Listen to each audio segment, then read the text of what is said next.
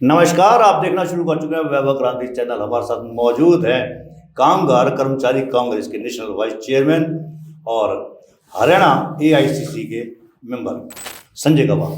24 Akbar road Delhi मुख्यालय में, कांग्रेस के मुख्यालय में बैठते हैं। फिलहाल नया भवन बन चुका है, कांग्रेस का स्थानांतरित होंगे कुछ दिनों बाद, लेकिन उससे पहले गवाह साहब, हमारे स्टूडियो में आपका स्वागत है। बात शुरू करते हैं हरियाणा से। 5 अक्टूबर को जब मतदान था, उससे पहले आप दावे कर रहे थे लगातार कि हरियाणा में कांग्रेस की सरकार बनेगी। ना खुदा मिला, ना विशाल सनम, दूसरे नंबर की पार्टी रह गई। मुख्यमंत्री बनने की आस में रह गए आपके भूपेंद्र सिंह हुड्डा। खींचतान रही शैलजा जी सुलझेवाला और हुड्डा के बीच में। आपकी कांग्रेस कहीं दिखाई नहीं दी सत्ता में, क्या कहेंगे? सबसे पहले आपको इस भव्य स्टूडियो के लिए शुभकामनाएं, बधाई। और मेरे ख्याल से पलवल में शायद पहली पहल है कि किसी इस तरीके के चैनल ने अपना स्टूडियो बनाया।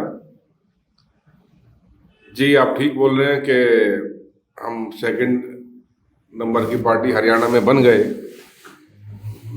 लेकिन आपने अभी एक लाइन और बोली, हमें 37 सीट मिली हैं। नहीं, आप दावा कर रहे थे 75, 70, 70, 75। देखिए, ये कहीं ना कहीं हमारी अपनी कमियों का नतीजा है, जो हम लोग बहुमत से पीछे रह गए। जनता ने अपना मन बनाया हुआ था, जनता वोट देना चाह रही थी। आज मैं बड़ी जिम्मेदारी के साथ बोल रहा हूँ, जितने भी हमारे बड़े नेता जो मुख्यमंत्री पद की दावेदारी कर रहे थे, ये उनके कारण हुआ है। बिल्कुल वही तो बात है कि मैं हर चीज को कहीं कोई कमी है तो कमी है। ये जितने भी हमारे मुख्यमंत्री पद के हरियाणा में दावेदार थे, ये सब उनकी देन है कि आज हम विपक्ष में बैठे हैं। मुख्यमंत्री पद के दावेदार थे भूपेंद्र सिंह हुड्डा, वो चुनाव जीते, लेकिन बहुमत उनकी आपकी पार्टी कांग्रेस को नहीं मिला। कांग्रेस के प्रदेश अध्यक्ष चौधरी गोदेवान भी चुनाव हार गए। जिस कैंडिडेट को आप 10:30 बजे तक हराने का दावा कर रहे थे, गौरव गौतम का, करण सिंह दलाल के मुकाबले में खुद करण सिंह दलाल 10 बजे चुनाव हार गए थे। मैं आपसे ना सच बोलूं, इस सवाल की पहले उम्मीद कर रहा था कि आप मुझसे पहले ही यही पूछो। नहीं, आप लोगों ने दावे ऐसे किए थे। चलिए, जिस दिन गौरव गौतम को टिकट मिली, आप लोगों ने खुशियां मनाई, उससे आपको दिवाली हो गई थी उस दिन। अरे ठीक है, गौरव गौतम को 10:30 बजे तक हरा देंगे। ठीक है पठानी साहब, धन और बल पर इलेक्शन जीत लिया तो आप उसको हमारी हार मत बोलिए। ये भाजपाइयों की नैतिक हार है, चाहे सत्ता उन्होंने ले ली हो। कितना धन बटा, हमसे ज्यादा पत्रकार बंधु जानते हैं। और बल का प्रयोग कैसे हुआ, आपके सामने कैंप में इलेक्शन से एक रात पहले एक गाड़ी पकड़ी गई थी, उसमें हथियार असला था। उस गाड़ी को कांग्रेस के नेताओं ने दलाल साहब के नेतृत्व में पुलिस के हवाले किया और वहां से मेरे ख्याल से वो गाड़ी को, कहीं आपने सुना है कोई एफआईआर हुई है? एफआईआर हुई है। कहाँ है गाड़ी? वो आपके समर्थक थे वहां पर, वो उल्टा कहाँ है गाड़ी? बात यह है कि असला कैसे आया, बल। बात यह है भाजपाइयों की गाड़ी में असला उस समय क्यों कैंप में घूम रहा था, मुद्दा ये है। मुद्दा दोनों तरफ से बातें थी। आपके लोग भी घूम रहे थे, गौरव गौतम के। हमारा कौन सा आपने असला पकड़वाया? असला देखिए, घूमना अलग बात है, बड़े बड़े हथियार लेके घूमना अलग बात है। आप किसको डरा रहे थे? आप किसको दिखा रहे थे? आप किसकी प्रोटेक्शन कर रहे थे? या तो जो पैसा बांटा जा रहा था आप उनकी प्रोटेक्शन कर रहे थे, या आप लोगों को डरा रहे थे असला दिखा करके? नहीं, पकड़वाते ना उस समय। और अगर मैंने बोल दिया 10:30 बजे गौरव गौतम हार रहे हैं और वो नहीं हारे, तो उससे क्या मैं या दलाल साहब छोटे हो गए या गौरव गौतम वाजपेयी बड़े? प्लस माइनस चलता हो गया।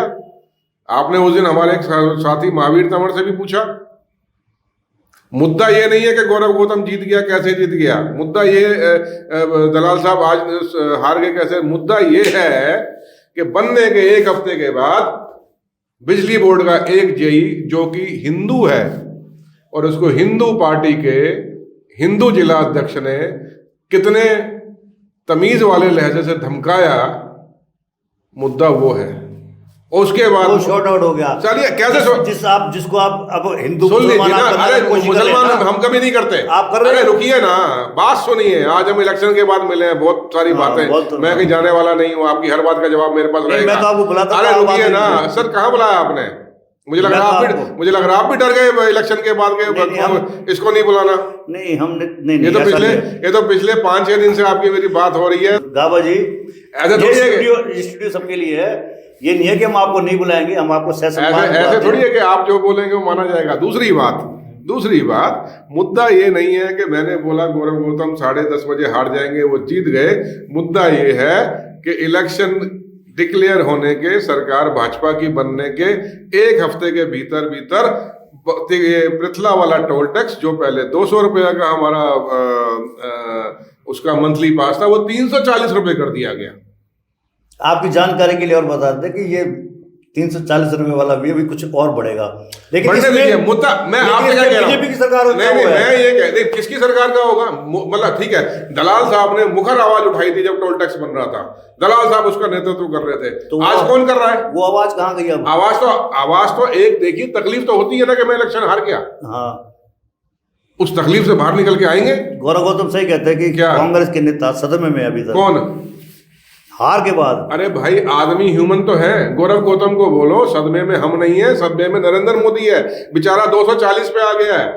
नीतीश बाबू के और आंध्र प्रदेश के सीएम के पैर पकड़ दबाता रहता है, एक पैर अमित शाह दबाता है, एक पैर नरेंद्र मोदी दबाता है, कहीं मेरी सरकार के पहिए ना खींच ले नीचे से ये दोनों। हम सदमे में नहीं है। जिस दिन से लोकसभा सरकार बनी है, भारत सरकार, नरेंद्र मोदी का चेहरा देखो कैसा हो गया, सुन्न बेचारा रहता है। सदमे में तो कांग्रेस के नेता भी कौन रहा है? कांग्रेस के राष्ट्रीय अध्यक्ष रहे। आपने एक भी दिन चौधरी करण सिंह दलाल या हमारे चेहरे की चमक कम देख लिया तो बता दो। अगले दिन वो अपने लोगों के बीच बैठे हुए थे, हम लोगों के बीच थे। और राहुल गांधी जी की आप कल के भाषण में आवाज सुन लीजिए। राहुल गांधी जी की पिछले 1 हफ्ते से तबीयत ठीक नहीं है, और अगर आप कल की उनके भाषण की आवाज से नहीं पहचान पाते कि उनकी तबीयत ठीक नहीं है, तो मैं इसमें अब कुछ नहीं कर सकता। आप जो मर्जी कटाक्ष कर लीजिए। मुद्दा ये है, सारी पार्टियों ने अपने नेताओं को झोंक रखा है। राहुल गांधी भाई अगर उनका स्वास्थ्य ज्यादा बिगड़ गया है तो कैसे लाए उनको? व्हील चेयर में लेके कोई जाएगा क्या? अगर उनको डॉक्टर ने मना कर दिया, उनसे नहीं बोला जा रहा, तो कैसे होगा? नहीं, एक्चुअल में कहा जा रहा है कि जो उनकी सहयोगी पार्टियां हैं, आप मुझे दबाव है, क्या उनका दबाव है कि आप दिल्ली चुनाव में मत जाइए, नहीं तो भारतीय जनता पार्टी। मुझे भी किसी ने कहा था कि आपके ऊपर गौरव गौतम का दबाव है, मुझे मत बुलाओ, संजय गाबा को नहीं बुलाना, बहुत बोलता है, मुझे सुनने में आया ऐसा। अच्छा, हाँ, ये लाइन ये काटना मत लाइन। नहीं, उन्होंने कभी नहीं कहा किसी के लिए भी। तो ऐसे आपको किसने कह दिया कि राहुल गांधी जी के ऊपर दबाव है किसी का? ऐसी चर्चा चल रही है, ये भी चर्चा चल रही है। ये तो आपने बनाई हुई चर्चा। अच्छा, वो आपको बनाई हुई चर्चा नहीं है। मुद्दे पर आते हैं कि इस समय कांग्रेस हरियाणा में काफी डावाडोल स्थिति है। हुड्डा साहब को स्टार प्रचारक भी नहीं बनाया दिल्ली के चुनाव में, हालांकि सांसद हैं उनके बेटे दीपेंद्र हुड्डा, उनको स्टार प्रचारक बनाया गया है। भूपेंद्र सिंह हुड्डा को स्टार प्रचारक तो नहीं बनाया गया। ये बहुत बड़ी आपकी पार्टी के नेता की हार है। मैं आपसे क्या कह रहा हूँ, जितने हमारे मुख्यमंत्री पद के दावेदार थे उनको 3 साल 4 साल बिल्कुल साइडलाइन कर देना चाहिए, बड़ी जिम्मेदारी के साथ। मैं बोल रहा हूँ, जिससे मेरे को निकलवाया जाता कांग्रेस से निकलवा दे, किसी की मेहरबानी पे नहीं हूँ। अच्छा, ठीकरा किसी ऊपर क्या बोलूं? प्रदेश अध्यक्ष उदयवान जी ने, उन्होंने कहा जी मैं तो लिस्ट सौंप दी थी, कई बार सौंपी है। दीपा बावरिया जो प्रभारी, उदयवान जी इलेक्शन से पहले कहीं नहीं बोले। उदयवान जी गलत कह रहे हैं। मैंने क्या बोला? इस समय किसी को गलत, किसी को ठीक नहीं ठहराया जा सकता। इस समय यह है कि अगर हमारी कमियां हैं तो कमियां हैं, कमियों को दूर करो। एक दूसरे के ऊपर कीचड़ फेंक करके उससे कमियां दूर कभी नहीं हो सकती। आप जिला अध्यक्षों की घोषणा होनी है, जिला प्रभारी की घोषणा हो रही है, होनी है, अभी तो हो क्यों नहीं रही? और मैंने क्या बोला? कमियां हैं। मैंने क्या बोला आपसे? दिक्कतें हैं, और दिक्कत वो हाईकमान की तरफ से नहीं है, मैं वहीं बैठा हूँ। दिक्कत स्टेट के नेताओं की तरफ से है। जब तक उनका अहंकार टकराता रहेगा, कांग्रेस का आम कार्यकर्ता, आम जो काम करने वाला कांग्रेस का वर्कर है, वो टूटा हुआ है, उसको तोड़ दिया नेताओं के तरीके ने। मतलब हर कोई चाहता है कि मेरी लोबी ऊपर बैठ के आए। नगर निगम के चुनाव भी आने वाले हैं। दिल्ली चुनाव के बाद लगता है कि फौरन बाद नगर निगम के चुनाव होंगे। तैयारी तो आपकी उसमें भी नहीं है। पोस्टरबाजी जो चल रही है फरीदाबाद में, गुरुग्राम में, और पूरे 10 नगर निगम है, उनमें 9 में होना है। कांग्रेस के नेताओं की शुभकामनाएं नहीं है। नया साल आया है, गणतंत्र दिवस आया है, जो पोस्टर लगते हैं मैंने भी बीजेपी के नेताओं के हैं। मैंने अभी आपसे क्या कहा, कांग्रेस का आम कार्यकर्ता, कांग्रेस का जो जमीन पे काम करने वाला कार्यकर्ता है, जो कांग्रेस के लिए दरी बिछाता है, कांग्रेस की रैली में जिंदाबाद करता है, कांग्रेस के झंडे उठाता है, कांग्रेस के लिए जगह जगह घूमता है, वो अंदर से बहुत हताश हुआ है। मैं भी उनमें से एक था। तो यानी अभी भी आप हताश हैं ना? हमने काम किया। आप हताश हैं इसका? नहीं, एक झटका तो आता है ना, ह्यूमन साइकोलॉजी तो है। कैसे हो सकता है कि झटका नहीं आया किसी को? कब उभरोगे? उभरे हुए हैं बॉस, उभरे हुए हैं 4.5 साल नहीं, उभरे हुए हैं, आपके सामने बैठा हूँ। सुनिए, नगर निगम के चुनाव की बताइए, आप कैसे करेंगे? मैंने क्या बोला आपसे, जब तक हमारे जितने भी मुख्यमंत्री पद के दावेदार नेता हैं वो आपस में ठीक नहीं होते हैं, स्थिति यही रहेगी। नेता से बात कर रहा हूं मैं, जब तक ये ऊपर के नेता अपने स्वार्थ के लिए कांग्रेस पार्टी का नाम यूज करते रहेंगे, कार्यकर्ता ऐसे पिसता रहेगा। दिल्ली चुनाव चल रहे हैं और भाजपा के और हमारे हरियाणा के वोट के प्रतिशत में मुझे लग नहीं रहा कि 1% का भी फर्क था। उसी में सीटें ऊपर नीचे हो गई, कहीं ना कहीं गलतियां रही हैं, उसको सुधारेंगे आगे। दिल्ली के चुनाव में आपकी पार्टी का प्रदर्शन इस बार, फिर पिछले 2 चुनाव में तो आपको 0 सीट मिली है, इस बार रिकॉर्ड हैट्रिक करोगे या कुछ सीटें बढ़ाओगे? नहीं, मैं अभी उस पर आपको बहुत ज़्यादा जवाब देने की स्थिति में नहीं हूँ। मुझे हाईकमान ने किसी और काम में लगाया हुआ है।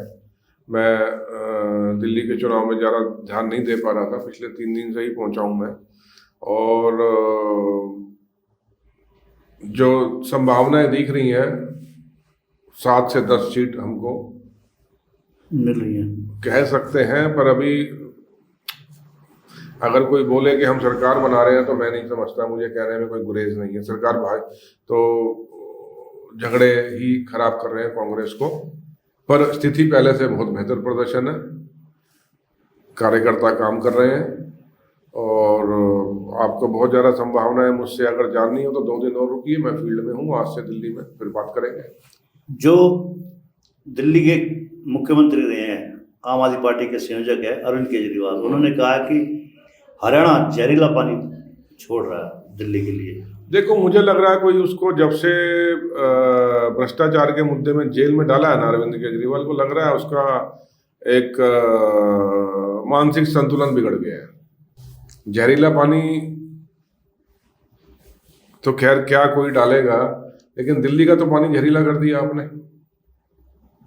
मैं दिल्ली के तकरीबन सारे स्लम्स में घूमता हूँ, पीने का पानी नहीं है वहां पे, उस पर कौन बात करेगा केजरीवाल जी? एक बार केजरीवाल मेरे साथ सिक्योरिटी छोड़ के चले, का मेरे से 1000 रुपए के स्टाम्प पे एग्रीमेंट ले ले कि उसकी सुरक्षा की जिम्मेदारी हमारी टीम, हमारे लड़के करेंगे। एक बार चल के मैं उसको स्लम में दिखाता हूँ। दिल्ली की 60% 70% आबादी स्लम में रहती है। अगर केजरीवाल पानी पी के दिखा दे, वहां पे पीला पानी आता है। नरेंद्र मोदी का जो महल है वो कनॉट प्लेस में है, केजरीवाल का महल थोड़ा सा आगे है, और दोनों के जो 20, 30, 40 किलोमीटर में घर से सबसे नजदीक स्लम है, मैं वहां लेके जाऊंगा। मतलब नरेंद्र मोदी के घर से समझो कोई 8-10 किलोमीटर, केजरीवाल के घर से 3-4 किलोमीटर। आप किसी भी स्लम में चलिए, दिल्ली में पीने का पानी पीला है। आप पीला पानी दे रहे हैं और आप बात करते हैं हरियाणा से जहरीला पानी आ रहा है। आप क्या कर रहे हैं? मुद्दे से भटका रहे हैं। महिलाएं वहां शौच नहीं जा सकती हैं, टॉयलेट्स नहीं है।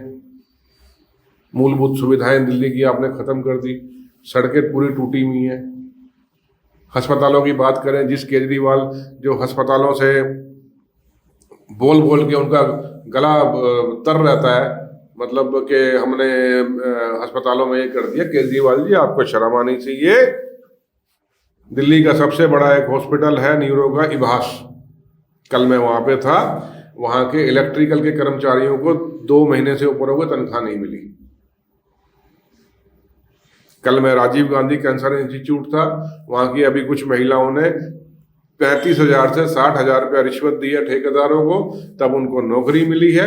और उस नौकरी के बदले उनको इतना सताया जा रहा है कि उनसे उनका मानसिक शोषण के साथ उनका शारीरिक शोषण की भी बात की जा रही है। मुद्दा ये है, मुद्दा ये भाजपा के लिए भी है, क्योंकि एलजी भाजपा का बैठा है। प्रयागराज में महाकुंभ चल रहा है। हाँ, आप भी प्रयागराज होकर आए हैं, आपके पार्टी का अध्यक्ष हैं खड़गे साहब, वो कहते हैं कि गंगा गंगा में डुबकी लगाने से क्या पाप धुल जाते हैं? ये बात नहीं बोली।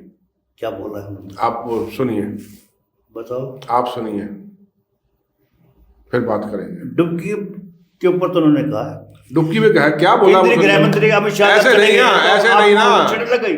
ऐसे नहीं ना, बात पूरी पकड़िए, उसका मर्म क्या है बताइए ना। डैमेज कंट्रोल तो आप करोगे। कोई डैमेज कंट्रोल नहीं करूंगा। क्यों करूंगा? आपका बेटा, हमारा भतीजा, मलय नाम है,